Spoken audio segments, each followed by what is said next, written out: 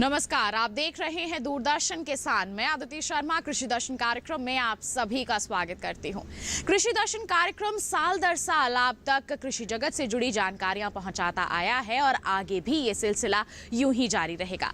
आज के हमारे इस अंक में हमेशा की तरह हम आपके लिए लेकर आए हैं हमारे 3 सेगमेंट्स, विज्ञान और किसान, कृषि स्टार्टअप और फार्मिंग इंडिया। इनके जरिए कृषि जगत में क्या कुछ गतिविधियां हो रही हैं, हमारी सरकार कृषि जगत के विकास और विस्तार के लिए किस तरह से प्रयासरत है, इसके बारे में आपको जानकारी देंगे। तो फिर आइए शुरुआत करते हैं आज के कार्यक्रम की।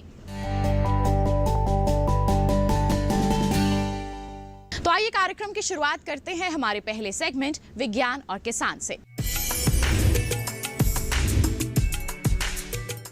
किसान भाइयों बहनों, वर्ष 2004 में हिंद महासागर में सुनामी आई थी, जिसके चलते तमिलनाडु के तटीय इलाकों में रहने वाले लोगों का जीवन काफी हद तक प्रभावित हुआ था। बता दें आपको, इस सुनामी के चलते सीपी संसाधनों में काफी हद तक कमी आ गई, जिसकी वजह से सीपी व्यवसाय से जुड़े लोगों के जीवन में काफी संकट उत्पन्न होने लगे। लेकिन कुछ लोगों ने इस चुनौती का सामना किया। उन्होंने दौरा किया चेन्नई स्थित केंद्रीय खारा जल जीवन अनुसंधान संस्थान का और वहां पर उन्होंने जानकारियां हासिल की और उन्हें रोजगार का एक नया विकल्प यहां पर मिल गया। तो फिर आइए इसके बारे में आपको विस्तार से जानकारी देते हैं हमारे सेगमेंट में।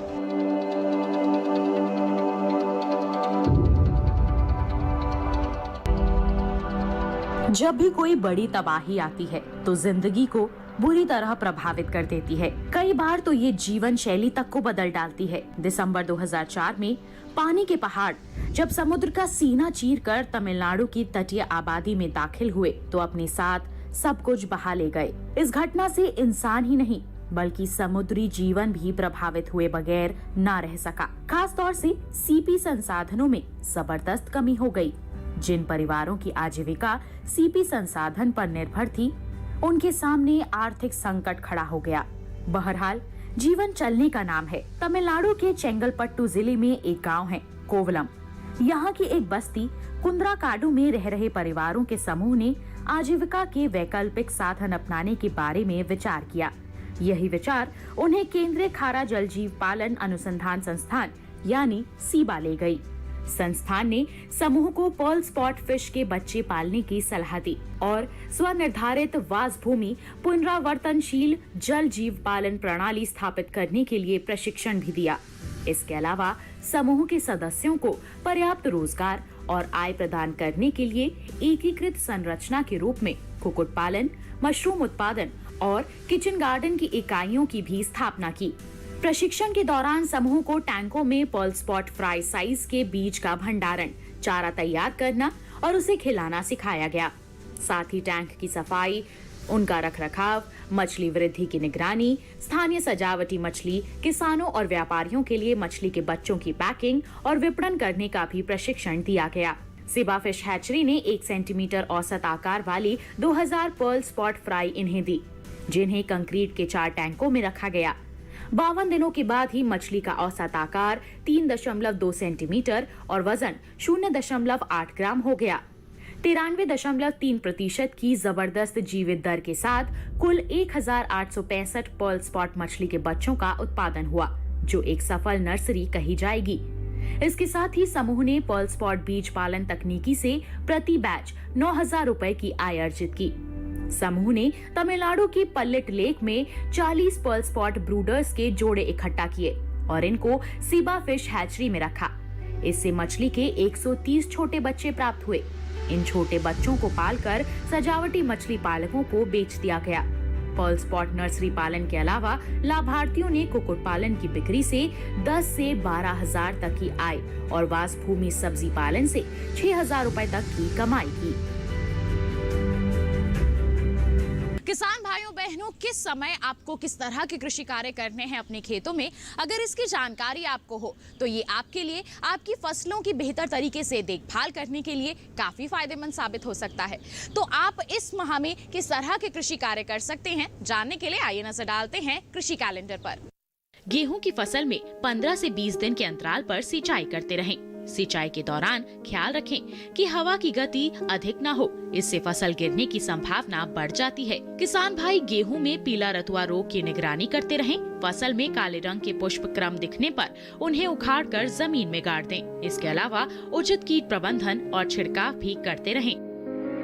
किसान भाइयों बहनों, इसी के साथ कार्यक्रम में वक्त हो चला है एक छोटे से ब्रेक का। आप कहीं मत जाइए, बने रहिए दूरदर्शन किसान पर और देखते रहिए हमारा कार्यक्रम कृषि दर्शन।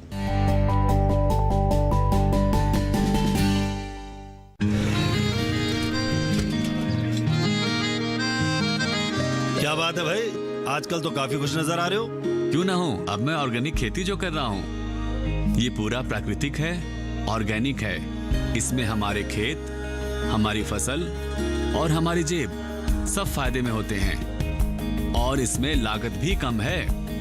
जी हाँ, आप भी ऑर्गेनिक खाद का प्रयोग करें, अपनी फसल और मिट्टी को तंदुरुस्त बनाएं और आपकी आमदनी में इजाफा करें। अधिक जानकारी के लिए किसान call centre toll free number 1800-180-1551 पर कॉल करें और लॉग ऑन करें kisan.gov.in और farmer.gov.in। कृषि और किसान कल्याण मंत्रालय द्वारा किसान हित में जारी।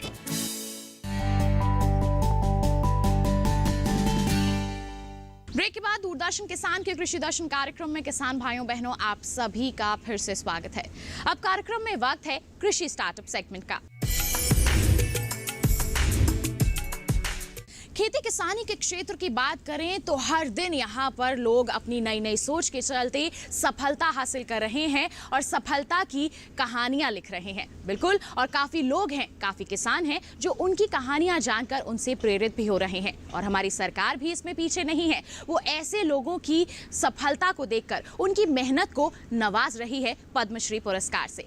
आज के हमारे जो किसान हैं जिनसे हम आपकी मुलाकात करवाने वाले हैं वो है अटेरना गांव के कंवल सिंह चौहान। उन्होंने कड़ी मेहनत की, सब्जियों के क्षेत्र में सफलता हासिल की और उनकी मेहनत को नवाजा गया पद्मश्री पुरस्कार से। आइए मुलाकात करते हैं इनसे, जानते हैं क्या है इनकी सफलता की गाथा।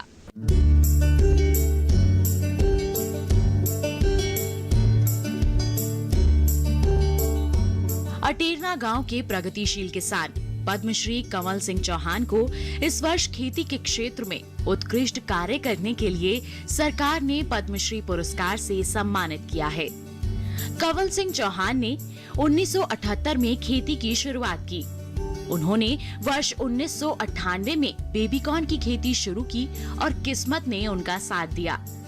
वर्ष 2014 में कंवल सिंह ने अटेरना में किसान उत्पादक समूह बनाया और अब वे स्वीट कॉर्न, बेबी कॉर्न को दिल्ली के आजादपुर मंडी, बड़ी रिटेल चेन, 5 स्टार होटलों में सीधे सप्लाई करते हैं। इस क्षेत्र में स्वीट कॉर्न, बेबी कॉर्न व मशरूम उत्पादन का श्रेय पद्मश्री कंवल सिंह चौहान को ही जाता है।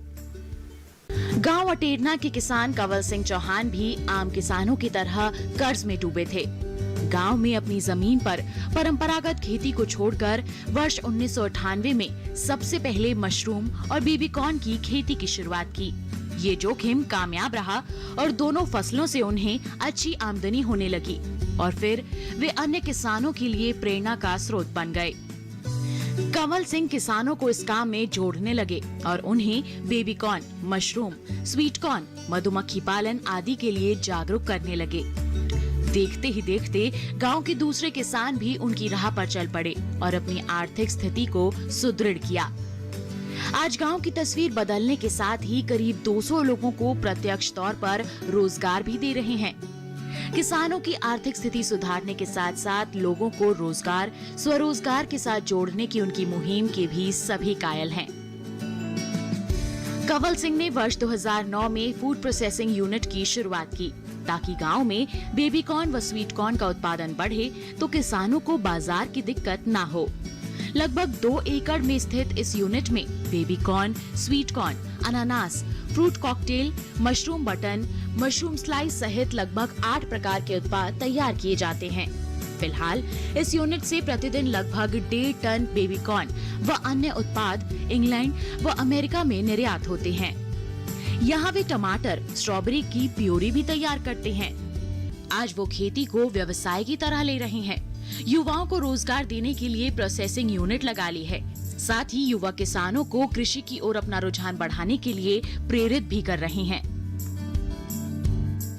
खेती किसानी में आधुनिक तकनीकों का समावेश न केवल कृषि के क्षेत्र के विस्तार के लिए, विकास के लिए जरूरी हो जाता है, बल्कि ये हमारे किसानों के लिए भी काफी हद तक फायदेमंद साबित होता है, क्योंकि वो इससे लाभ अर्जित कर सकते हैं। बता दें आपको कि हाल ही में आयोजित किए गए कृषि मेले में सनफ्रिज का उद्घाटन किया गया। जी हाँ, ये जो नई तकनीक है ये हमारे किसानों के समक्ष लाई गई है। क्या है ये, किस तरह से हमारे किसान इससे लाभान्वित हो सकते हैं, इसका इस्तेमाल कर सकते हैं, आइए जानते हैं।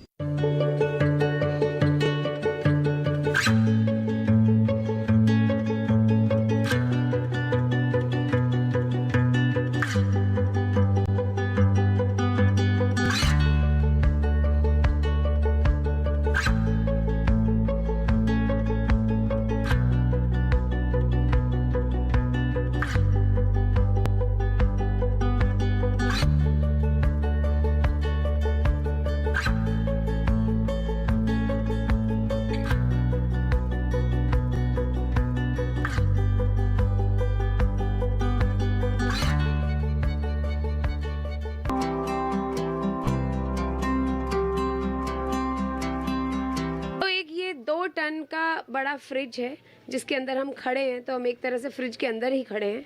और इसमें जो ठंडक है, जो इसका रेफ्रिजरेशन सिस्टम है, ये सिर्फ सौर ऊर्जा से चलता है दिन में। तो जब तक सूर्य रहता है ये सुबह से ऑटोमेटिकली स्टार्ट हो जाता है, और शाम को जब सूरज डूब जाता है तो ये ऑटोमेटिकली बंद हो जाता है और अगले दिन फिर शुरू हो जाता है। और रात के लिए यहाँ पे एक तकनीक करी गई है, एक इनोवेशन है। दिन में जब सौर ऊर्जा होती है तो हवा के साथ साथ पानी भी ठंडा किया जा रहा है, तो जो इवेपोरेटर कॉइल है वो स्प्लिट कर दी गई है, और वो पानी जो है एक सबमर्सिबल पंप के साथ ऊपर के रिजर्वॉयर में, जो आप ऊपर देख सकते हैं, एक तरह की वाटर बैटरी है, उसमें ये पानी सर्कुलेट हो रहा है सारा दिन सौर ऊर्जा से। और जब रात हो जाती है और सब बंद हो जाता है तो यही पानी इस कमरे को ठंडा रखता है। और इसकी दीवारें जो हैं हाई डेंसिटी थर्मोकोल, जो बहुत एक्सपेंसिव नहीं है, महंगा नहीं है, वो लगाई हुई हैं। ये पैनलिंग है, और उसके बाद एक तरह का ये आप देख सकते हो मैश है, ये मैश है जो आउटर दीवार पे है, और ये साथ में गीला है, गीला रखते हैं इसको ड्रिप इरिगेशन से, ताकि इवेपोरेटिव कूलिंग इसकी तह से होती जाए। और तो ये जो स्ट्रक्चर है, इसमें evaporative cooling plus solar refrigeration का कॉम्बिनेशन है, जिससे ये ठंडा रख रहे हैं। और इसमें जो रिसर्च है हम लोगों ने जो की है, 5 साल का एफर्ट है ये, और हम 4 ऐसे स्ट्रक्चर बना चुके हैं। एक proof of concept IRI division में है, और 2 गांव में बन चुके हैं। एक पिचोलिया राजस्थान में, गांव पिचोलिया अजमेर राजस्थान, और एक हरियाणा चमरारा विलेज में, और ये चौथा है। डॉक्टर संगीता, आपसे जानना चाहूंगी कि कितने क्षेत्रफल में, कितने एरिया में ये बना है, इसको बनाने के लिए शुरुआती लागत कितनी आती है, और कितनी ऊर्जा की जरूरत पड़ती है इसे चलाने के लिए?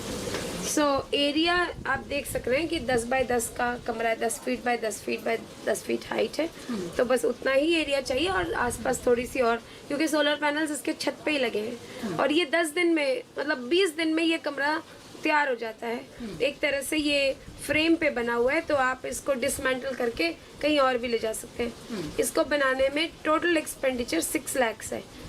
3 लाख स्ट्रक्चर के लिए और 3 लाख ये ठंडा करने वाला सामान के लिए सोलर पैनल के साथ। और ऊर्जा इसमें डेली कोई इलेक्ट्रिसिटी का खर्चा नहीं है, तो सिर्फ सौर ऊर्जा से हो रहा है, जो कि होना चाहिए। मतलब हमारी इतना धूप आती है, उसको हम यूज करके ठंडक हमें करनी चाहिए थी, पहले ही करनी चाहिए थी, और वो इम्पोर्टेंट है।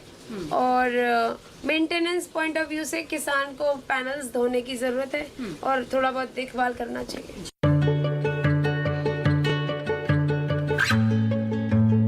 इसी के साथ किसान भाइयों बहनों, कार्यक्रम में वक्त हो चला है एक और छोटे से ब्रेक का।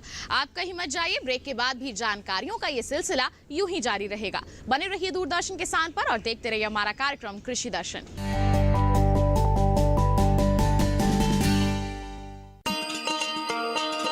किसान भाइयों, गांठ बांध लो, गांठ बांध लो, बात बहुत है काम की, समृद्धि के पैगाम की। मिट्टी के मिजाज को को समझो, मिट्टी के हर राज को समझो, मिट्टी की तुम जांच कराओ, मुफ्त सॉइल हेल्थ कार्ड ले जाओ। कभी मुनासिब बीज लगाओ, सही किस्म की खाद ले आओ, जितनी जरूरी उतनी डालो, सही मात्रा खुद पहचानो, इसको अपना मंत्र बना लो, मिट्टी की सेहत तो जानो। बात बहुत है काम की, कम लागत अधिक वरदान की, किसान भाइयों गांठ बांध लो। आज ही मिट्टी की जांच कराएं, राज्य सरकार के कृषि अधिकारी से संपर्क करें और मुफ्त में सॉइल हेल्थ कार्ड पाएं। कृषि और किसान कल्याण मंत्रालय द्वारा किसान हित में जारी। ब्रेक के बाद दूरदर्शन किसान के खास कार्यक्रम कृषि दर्शन में आप सभी का फिर से स्वागत है। अब कार्यक्रम में वक्त है फार्मिंग इंडिया सेगमेंट का। किसान भाइयों बहनों, आधुनिक तकनीकें अपनाकर आप अपनी खेती किसानी को और भी अधिक उन्नत बना सकते हैं। बता दें आपको कि खेती किसानी के क्षेत्र में अब ड्रोन का इस्तेमाल भी किया जा सकता है और ये आपके लिए आपके कार्य को काफी सहूलियत भरा बना सकता है। तो ड्रोन का इस्तेमाल आप किस प्रकार कर सकते हैं अपनी खेती किसानी के क्षेत्र में, आइए जानते हैं इस रिपोर्ट के जरिए। किसान भाई सर, अगर फसल के अपनी देखरेख के लिए ड्रोन के यूज करना चाहते हैं तो ऐसा कौन कौन से फसल है सर जिसके लिए ड्रोन का यूज आवश्यक है या कह सकते हैं कि भविष्य में उसकी ज़रूरत पड़ सकती है? जो देश में ड्रोन टेक्नोलॉजी को यूज़ करने के लिए जो लो हैंगिंग फ्रूट है, all commercial valued crops, for example tea garden है, कॉफ़ी गार्डन है, या ग्रेप एरिया है और शुगर केन एरिया है, कॉटन एरिया, ये सारे फील्ड है, क्रॉप्स है जहाँ पे ये इसकी पोटेंशियल यूज़ है और फार्मर जो किसान है वो अफोर्ड करना चाहेगा क्योंकि उसमें जो लॉस है इन लैक्स है, in even in crores also. तो in that case he would be happy to invest money on drone technology for crop health monitoring. But for crop like rice और व्हीट जो कॉमन मार्जिनल फार्मर यूज़ करते हैं, उसी purpose के लिए if crop insurance की purpose पे आप देखा जाए तो उसके लिए वो ड्रोन यूज़ कर सकता है। Otherwise for commercial crop drone is very viable technology and can be affordable and it is very encouraging. In fact that's what my experience. Mahindra and Mahindra के साथ हमने काम करी ग्रेप नासिक में, तो वहाँ पे डाउन मिल्ड्यू पाउडर मिल्ड्यू करने के लिए हम ड्रोन बेसिस पे हमने उसकी मॉनिटरिंग करी थी। उसी बेसिस पे हमने एडवाइजरी वगैरह भी उनको सलाह दिया था, उसके लिए पूरा स्टैंडर्ड प्रोटोकॉल भी हमने डेवलप करी थी। तो यही चासी भाई किसान भाई है जो ग्रेप और कॉफ़ी और टी या सारे वैल्यू एडेड क्रॉप जो ग्रो करते हैं उनके लिए ये टेक्नोलॉजी बहुत लाभदायक है, ये हो सकती है। हमारे देश की सरकार कृषि बुनियादी ढांचे यानी कि अवसंरचना को मजबूत कर रही है और बता दें इसके लिए ही पिछले वर्ष कृषि अवसंरचना कोष की घोषणा की गई थी, जिसके तहत 1 लाख करोड़ रुपए का प्रावधान दिया गया है। बता दें आपको कि इसका इस्तेमाल फसल की कटाई के उपरांत होने वाले प्रबंधन पर किया जाता है। हमारे किसान इससे किस तरह से लाभान्वित हो सकते हैं और किस तरह की जो प्रावधान है इसमें किए जा रहे हैं, जानकारी के लिए आइए दिखा दें आपको ये रिपोर्ट।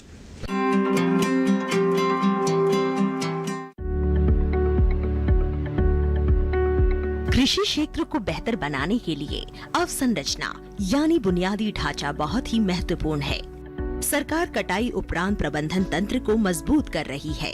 इसके लिए लॉकडाउन के दौरान वित्त मंत्री ने 1 लाख करोड़ रुपए के कृषि अवसंरचना कोष का ऐलान किया था।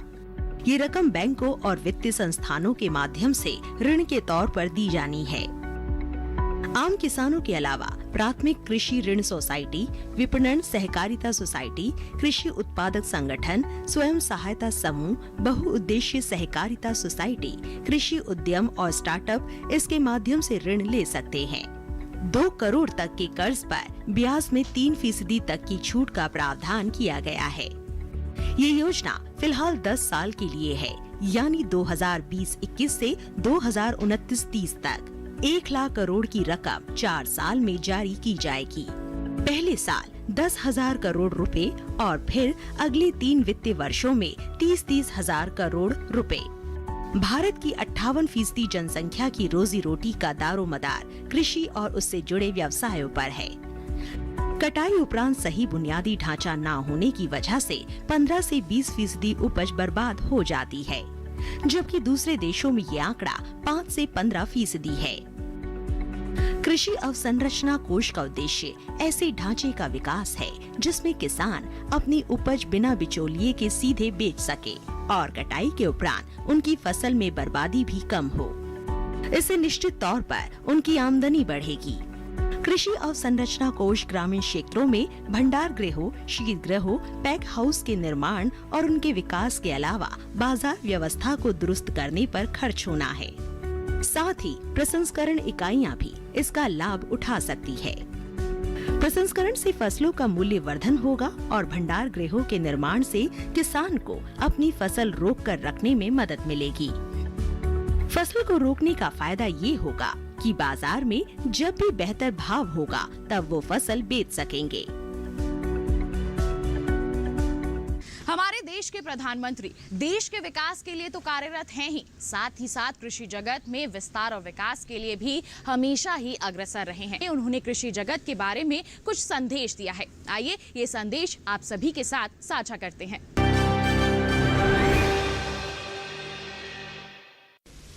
आज ये समय की मांग है कि देश के किसान की उपज को बाजार में ज्यादा से ज्यादा विकल्प मिले। सिर्फ रॉ प्रोडक्ट या फिर सिर्फ उपज तक किसानों को सीमित रखने का नुकसान देश देख रहा है।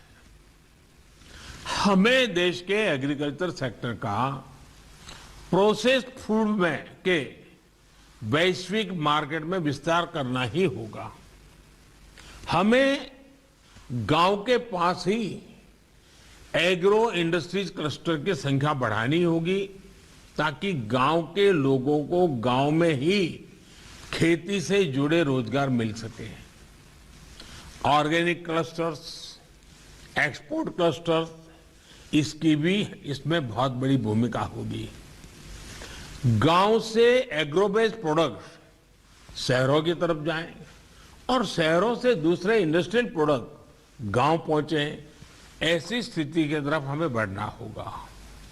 अभी भी लाखों माइक्रो फूड प्रोसेसिंग यूनिट्स देश में चल रही है, लेकिन उनका विस्तार करना, उनके सामर्थ्य को बढ़ाना, ये आज समय की मांग है, बहुत जरूरी है। जब प्राइवेट सेक्टर की ये भागीदारी बढ़ेगी तो स्वाभाविक रूप से किसान का भरोसा भी बढ़ेगा। हमारे यहाँ कॉन्ट्रैक्ट फार्मिंग लंबे समय में से किसी न किसी रूप में की जा रही है। हमारी कोशिश ये होनी चाहिए कि कॉन्ट्रैक्ट फार्मिंग सिर्फ एक व्यापार बनकर ना रहे, बल्कि उस जमीन के प्रति हमारी जिम्मेदारी को भी हम निभाएं। हमें किसानों को ऐसी टेक्नोलॉजी, ऐसे बीज उपलब्ध कराने हैं जो जमीन के लिए भी हेल्दी हो और न्यूट्रिशन की मात्रा भी उनमें अधिक हो। साथियों, देश की खेती में सिंचाई से लेकर बुआई, कटाई और कमाई तक टेक्नोलॉजी का एक संपूर्ण समाधान मिले, इसके लिए हम सबको मिलकर के एकजुट प्रयास कर रहे हैं। हमें एग्रीकल्चर सेक्टर से जुड़े स्टार्टअप्स को बढ़ावा देना होगा, युवाओं को जोड़ना होगा। आप सभी आत्मनिर्भर भारत के लिए जरूरी आत्मनिर्भर ग्रामीण अर्थव्यवस्था के महत्वपूर्ण स्टेक होल्डर्स हैं। मैंने कुछ समय पहले संसद में इस बात को विस्तार से रखा था कि कैसे देश के छोटे किसानों को ध्यान में रखते हुए सरकार ने बीते वर्षों में अनेक महत्वपूर्ण निर्णय लिए हैं। इन छोटे किसानों की संख्या 12 करोड़ के करीब है और इनका सशक्तिकरण, इन छोटे किसानों का एम्पावरमेंट ही भारतीय कृषि को अनेक परेशानियों से मुक्ति दिलाने में बहुत मदद करेगा। इतना ही नहीं, ग्रामीण इकोनॉमी का ड्राइविंग फोर्स भी वही बनेगा। हमें अब किसानों को ऐसे विकल्प देने हैं जिसमें वो गेहूं चावल उगाने तक ही सीमित न रहे। ऑर्गेनिक फूड से लेकर सलाद से जुड़ी सब्जियों तक ऐसी अनेक फसलें हैं जो हम आजमा सकते हैं। इसी तरह मैं आपको मिलेट्स के नए मार्केट को भी टैप करने का सुझाव दूंगा। मोटे अनाज के लिए भारत की एक बड़ी जमीन बहुत उपयोगी है। ये कम पानी में भी बेहतरीन उपज देते हैं। मिलेट्स की डिमांड पहले ही दुनिया में बहुत अधिक थी। अब कोरोना के बाद तो ये इम्यूनिटी बूस्टर के रूप में बहुत पॉपुलर हो चुका है। इस तरफ किसानों को प्रोत्साहित करना भी फूड इंडस्ट्री के साथियों की बहुत बड़ी जिम्मेदारी है। किसान भाइयों बहनों, घर बैठे बैठे ही आपको कृषि जगत से जुड़ी जानकारियां मिल सकें, इसके लिए कई तरह की मोबाइल ऐप्स लाई गई हैं। ऐसी ही एक मोबाइल ऐप के बारे में आज के हमारे इस कार्यक्रम में हम आपको जानकारी देंगे। आइए जानें क्या है ये मोबाइल ऐप और ये किस तरह से आपके लिए फायदेमंद साबित हो सकती है। किसान रथ मोबाइल ऐप देश भर के किसानों और व्यापारियों को कृषि उत्पाद के परिवहन के लिए उन्हें परिवहनकर्ताओं से जोड़कर सुविधा प्रदान करता है। एप्लीकेशन को आसान तरीके से आवश्यक तिथि और स्थान पर परिवहन वाहनों की एक विस्तृत श्रृंखला प्रदान करता है। इसके लिए प्रमुख परिवहन एग्रीगेटर्स और व्यक्तिगत ट्रांसपोर्टरों के साथ इंटरफेस का काम करता है। ऐप ट्रांसपोर्टर्स को अपने वाहनों को पंजीकृत करने और किसानों और व्यापारियों को सेवाएं प्रदान करने के लिए एक सुविधा भी प्रदान करता है। किसान और व्यापारी अपने पोस्ट किए गए कंटेंट की प्रतिक्रियाओं को देख सकते हैं। इसके अलावा सौदे को अंतिम रूप देने के लिए ट्रांसपोर्टरों के साथ बातचीत भी कर सकते हैं। यात्रा पूरी होने के बाद ट्रांसपोर्टर के लिए एक रेटिंग प्रदान कर सकते हैं। ये ऐप उपयोगकर्ताओं या किसानों को ट्रांसपोर्टर से जोड़ने के लिए एक सुविधा प्रदान करता है। अब कार्यक्रम में वक्त हो चला है हमारी ट्विटर प्लेट पर नजर डालने का। तो क्या कुछ खास है हमारी ट्विटर प्लेट पर, आइए जानें।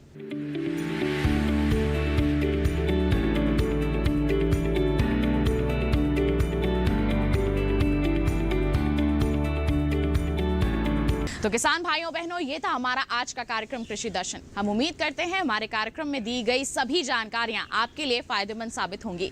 अगले अंक में मुलाकात करेंगे आपसे, तब तक के लिए दीजिए इजाजत। आप बने रहिए दूरदर्शन किसान पर। नमस्कार।